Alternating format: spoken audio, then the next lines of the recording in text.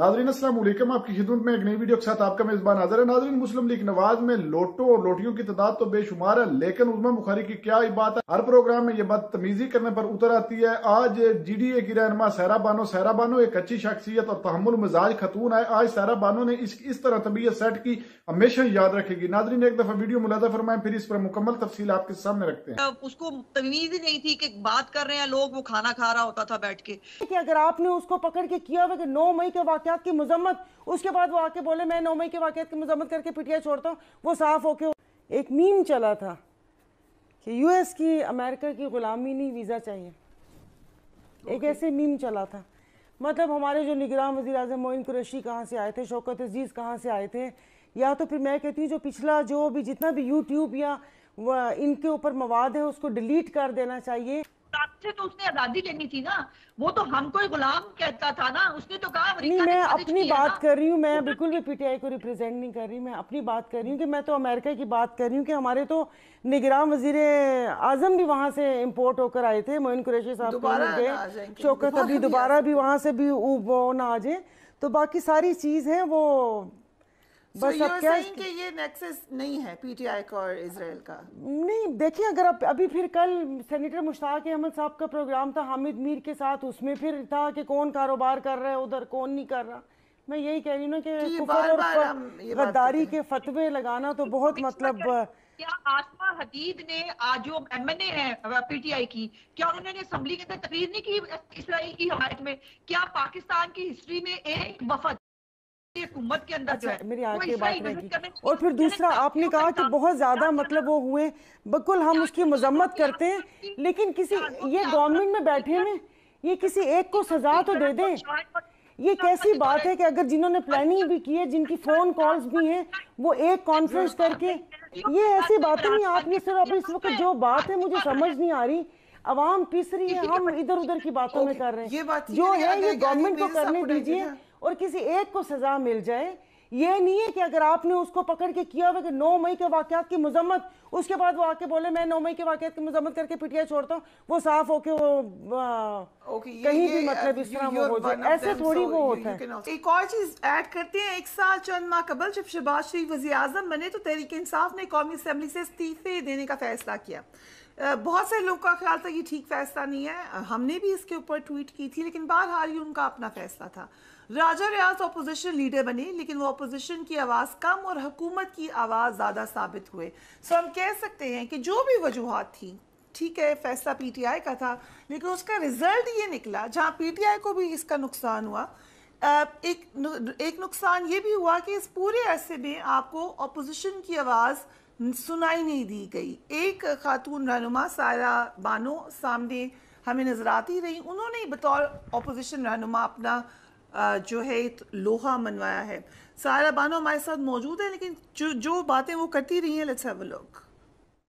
मैं अभी अफ्तार बनाकर आई थी, दागी फलों से तो कोई फ्रूट चाट भी नहीं बनाता, इन्होंने हुकूमत बना दी। ये वन मैन शो क्या ये सिर्फ अदलिया की हद तक होगा या इसका इतलाक बाकी इदारों पर भी होगा? मुआशरत तो तबाह कर दी, अब हाथ धोकर इदारों के पीछे पड़ गए। वो कहते हैं ना कि जब अपने पाँव जले तो फिर इदारों के ऊपर आ गए। कि ये जो ईवान है ये अवाम का ईवान है या इनके मसाइल हल करने की जगह है? ये बहुत साल पहले कहा था हम इधर तुम उधर, और आज कह रहे हैं या हम या तुम। यहाँ पर असेंबली ही पूरी नहीं है तो कानून साजी कैसे होगी? इस कटी फटी लुटी फुटी असेंबली से आप ये कानून साजी करेंगे? इनको ये बताना चाहती हूँ कि जितना तुम लोगों के पास टोटल दिमाग है इतना तो मेरा खराब रहता है। पीटीआई की बात आप कर रहे हैं कि यहाँ पर बैठे लोग कहते हैं कि वो लाए गए हैं, तो ले आओ ना उनको जो लेकर आए हैं, क्यों छोड़ा हुआ है उनको? सूबाई मैटर है तो यहाँ जो वजारतें हैं वो अम्ब लेने आई हैं। मुझे थोड़ा टाइम दीजिएगा क्योंकि हो सकता है ये मेरी आखिरी स्पीच हो, अगली दफा या किस्मत या नसीब, और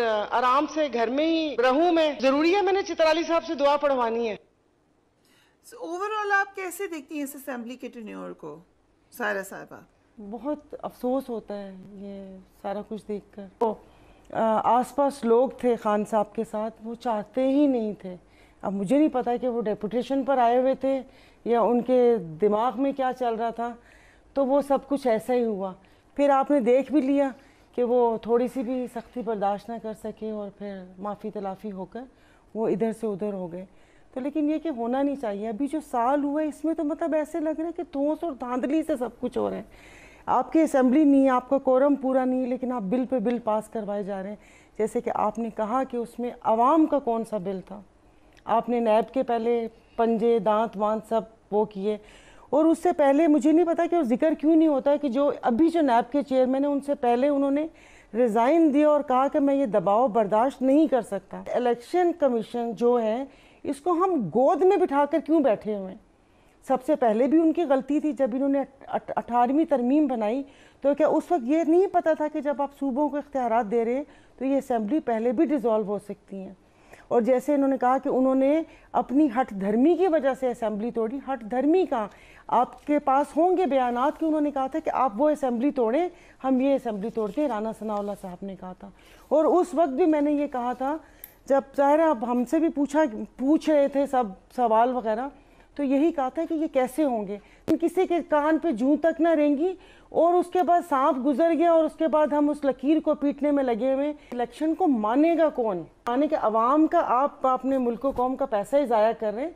इस इलेक्शन को कोई भी नहीं, आप शफाफ अव्वल तो कभी हुए ही नहीं हमारे पाकिस्तान में इलेक्शन। तो मुझे तो ये डर है कि ये जो सब आपस में इतनी मोहब्बत से बैठे हुए ये दस्तों गरेबाना हो जाए। So I am sure Azma Bukhari साहबा, बाबा खबरें आ रही हैं, बहुत सारे लोग ये चाहते हैं। मौलाना फजल रहमान के हवाले से भी यही खबर आई कि इस अलायंस में बहुत सारे लोग ऐसे हैं जो PMLN को कहते हैं। Is that true? नहीं, मैं नहीं समझती। देखिए, राय हर एक की हो सकती है, और जब आप इत्तेहाद में होते हैं तो हर एक अपनी अपनी राय दे सकता है, लेकिन उस राय पे कंसेंसस डेवलप होता है और उसके बाद आगे बढ़ा जाता है। वो आज ब्लूमबर्ग की रिपोर्ट आई है, शायद आपने देखी है कि नहीं, कि जो है पाकिस्तान की स्टॉक एक्सचेंज इस वक्त दुनिया की चंद बेहतर और जो है वो परफॉर्म करने वाली जो है वो स्टॉक एक्सचेंज है, और उन्होंने कहा कि पाकिस्तान का मुश्किल वक्त जो है वो गुजर गया है और अब पाकिस्तान के लिए बेहतरियां आएंगी। अब बहुत सारी सरमायाकारी आ रही है, बहुत सारे ममालिक जिनको देखिए ना, जिनके आप तोहफे बेच बेच के जो पिछली हुकूमत का वजीर आजम है वो खा जाता था, जो एक मुल्क में जाता था दूसरे मुल्क की चुगलियां करता था और उसको तमीज ही नहीं थी कि बात कर रहे हैं लोग, वो खाना खा रहा होता था बैठ के, और टांग पे टांग रख के लोगों के मुंह की तरफ उसने टांगे की होती थी, पैर किए होते थे। तो ये जिस शख्स को मैनर्स ही नहीं थे, जिसको पकड़ के बिठा दिया। आज जो पीटीआई के, जिनको बहुत पीटीआई का बहुत ख्याल आता है, पीटीआई ऐसे ही बनी थी। जो सारे लोग जो है, ये लोग गए, जिन लोगों ने पार्टी छोड़ी, वो पीटीआई के नजरियाती लोग थे। वो उनको ऐसे, वो पीटीआई के साथ साल से थे, टांगा पार्टी था, किसको नहीं पता इस बात का। और किस तरह से साहब ने और उनके लिए मेहनत की, और मेहनत करके उनको जो है वो आरटीएस बिठा के इस्लामाबाद में जो है वो हमारे ऊपर मुसल्लत करा दिया। लेकिन इस वक्त जो सूरत हाल है, डू यू थिंक कि पीटीआई इस वक्त है?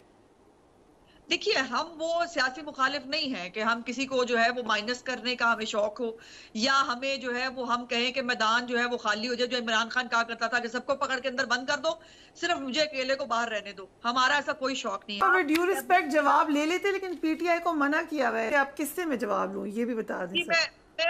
मैं टॉक शोज के जवाब की बात नहीं करी प्रिया, मैं कानून के जवाब की बात कर रही हूँ। और अभी जो आपने इंट्रो करते हुए भी कहा कि जी वो चीफ जस्टिस के इख्तियारात को जो है वो कम कर दिया गया है, माजरत के साथ बराए मेहरबानी जरा प्रोसीजर जो प्रैक्टिस एंड प्रोसीजर एक्ट है उसको एक दफा पढ़ लीजिएगा। उसके अंदर डेमोक्रेसी लाई गई है, जो हम नहीं कह रहे, वहां पर सुप्रीम कोर्ट के अंदर बैठे हुए जजेस कह रहे हैं। और ये जो मैं खुद वकील हूँ, ये एक बड़ी लंबी डिमांड थी हमेशा से बार की और बेंचेस की भी। अच्छा, अगर आपने चीफ जस्टिस ऑफ पाकिस्तान की जो है वो सुना हो उनके एक पिछली समाअत के अंदर, तो उन्होंने कहा बहुत अच्छी चीजें भी हैं, 184(3) को रेगुलेट किया है, बहुत अच्छी बात है, लेकिन उन्होंने उसके ऊपर स्टे दे दिया है वो। और फिर जो है वो जो मुदाखलत हो रही है, अब सास के कहने पर, बहू के कहने पर, ये कहानी घर घर की तो है नहीं, ये तो सुप्रीम कोर्ट ऑफ पाकिस्तान है ना, जिसने सुप्रीम कोर्ट ऑफ पाकिस्तान की तरह चलना है। ये नहीं हो सकता कि सास के कहने पर, बहू के कहने पर जो है वो फैसले होंगे। जो डेमोक्रेसी की कमी है, देखिए, अगर चीफ जस्टिस ऑफ पाकिस्तान बैठ के कहते हैं कि पूरी वजीर आजम और कैबिनेट जो है वो फैसलों पे जो है वो अमल दरामद करने की पाबंद होगी और उसके फैसले माने जाएंगे, तो यहाँ पर जो है तीन सीनियर जजेस जो हैं वो बैठकर 184(3) का जो है वो फैसला करेंगे, उसकी बेंच कैसे बनेगा वो देखेंगे। इसमें गलत किया है, इसमें किसके इख्तियारात को कम किया है। तो फिर आपको एक डिक्टेटर चाहिए चीफ जस्टिस ऑफ पाकिस्तान की शक्ल में तो वो एक और बात है। और अगर आपको चीजों से पाकिस्तान की शक्ल में एक इदारे का एक डेमोक्रेटिक सरबराह चाहिए, जो खुद इदारे के अंदर से लोग कह रहे हैं, मेरे कहने की तो कोई अहमियत नहीं है, मैं कहती भी रहूं, बहुत साल से कह रहे थे, उसकी अहमियत नहीं है। अब इदारे के अंदर से आवाजें आनी शुरू हुई, फिर फैसलों के अंदर लिखना जो शुरू किया, फिर डिसेंट नोट्स जो आए हैं, कभी पाकिस्तान की तारीख में ऐसे डिसेंट नोट पढ़े हैं आपने? कभी आपने ये कहा, जज ये कहते हो कि हमें पूछा ही नहीं गया और फैसला लिख दिया गया। लोग कह रहे हैं हमने किया, फैसला जो है वो हमें निकाल के फैसला कर दिया गया। ये कहाँ होता है भाई? आइन की नई तशरीह कर रहे हैं आप, बैठ के नया आइन लिख रहे हैं आप, आपको तशरीह करने के लिए बताया था। तो ये ऐसे नहीं था, ये स्वीपिंग स्टेटमेंट की बजाय अगर प्रैक्टिस एंड प्रोसीजर एक्ट जो है उसके ऊपर अगेन हमारे पास कोई रिप्रेजेंटेटिव नहीं है सुप्रीम कोर्ट का इस वक्त, लेकिन आपका पॉइंट बिल्कुल सामने आ गया है साहिब बानो साहब। अभी जब ये सब बातें चल रही हैं, ये अज़मा साहिबा ने भी कहा और असेंबली में भी ये सारी बातें सुनी है, और जो लास्ट आपने चलाया उसमें मैंने यही बोला था कि आप लोगों की जो बातें सर आंखों पर ज़ाहिर है, कुछ हकीकत तो ज़ाहिर है इसमें होगी, तो फिर इसका क्या मतलब? अगले 4 साल तक यही सुनते रहेंगे। वो अल-कादिर ट्रस्ट का लेकर आ जाए ना, वो कभी नहीं आएगा, इसलिए को उसमें मलिक रियाज साहब है, मलिक रियाज साहब के साथ 4 नाम और हैं। जब तक बीच की कड़ी मिसिंग होगी वो पूरा चेन ही नहीं मिलेगी। तो इस वक्त हमारा फोकस जो होना चाहिए, जो लोग खुदकुशी कर रहे हैं, जो आटा कराची में एकदम से 30 रुपये बढ़ गया, रोटी 2 वक्त खाने की नहीं है, डीजल की कीमत में इजाफा हो गया, और मुझे बताएं एक V8 वाला भी 282 का पेट्रोल डलवा रहा है और एक रिक्शे वाला भी वही चला रहा है। मेरे कराची में हमारा 44 रुपीज़ का पर यूनिट है। वो डिफेंस 1000 गज बंगले वाला भी 44 रुपये यूनिट इस्तेमाल कर रहे हैं, और जो कहीं जाके औरंगी टाउन के कोई वो एक खोली में रह रहे हैं वो भी 44 रुपये यूनिट दे रहे हैं। तो अल्लाह के वास्ते ये आपस की लड़ाइयाँ सब, मैं कहती हूँ आप यकीन नहीं करें, किसी पार्टी के साइड पे नहीं करें कि जिसने मुल्क का ये हाल किया, जो इसमें खुदा ताला इस दुनिया में भी दिखा दे और नेस्तो नाबूद हों वो लोग, लेकिन इस 25 करोड़ आवाम का क्या कसूर, आप मुझे बताएं। नाज़रीन, आपने वीडियो मुलाज़ा फरमाई है। नाज़रीन, मुस्लिम लीग नवाज के जितने भी रहनुमा हैं, इनको सिर्फ एक ही तकलीफ है, पीटीआई। इसके अलावा इनके अंदर ना कोई बात थी, ना कोई है और ना आगे होगी। नाज़रीन, सहरा बानो ने तमीज के दायरे में रहते हुए पहले बात की और इसको इशारा दिया, और जो चोर होते हैं उनके कान जो है वो खटखटाते ही रहते हैं, बात कहीं और भी हो रही है, उनको लगता है कि हमारी तरफ ही इशारा हो रहा है। नाज़रीन, मुस्लिम लीग नवाज के बारे में सहरा बानो ने जितनी बातें की है वो बिल्कुल हकीकत पर मबनी है, लेकिन उज़मा बुखारी ये वो खतून है जो अपनी जुबान से सच्ची बात कभी भी नहीं इसने निकाली, और कभी भी ये अपना जुर्म इतराफ नहीं करती है, हमेशा अपनी पार्टी की चापलूसी में लगी रहती है। नाज़रीन, इस वक्त पूरी कौम जानती है कि अवाम ने किसको मुंतखब किया था और ये लोग किस तरह कौम पर मुसल्लत हो गए हैं, लेकिन इनको थोड़ी सी भी हया नहीं है और ये थोड़ा सा भी इतराफ करने के लिए तैयार नहीं है। ये हमेशा पीटीआई को टारगेट करते रहते हैं, और 9 मई का वाकया बस सिर्फ इनको वही नजर आता है और इमरान खान को बुरा भला कहना, इसके अलावा इनका कोई मंशूर नहीं है। नाज़रीन, आपने वीडियो मुलाज़ा फरमाई, इस वीडियो के बारे में आपकी क्या राय? क्या सहरा बानो ने उज़मा बुखारी के साथ ठीक किया या गलत? वीडियो के कमेंट सेक्शन में अपनी कीमती राय लाजमी दीजिए। अगली वीडियो तक आपने मेजबान को दीजिए इजाजत। अल्लाह हाफिज।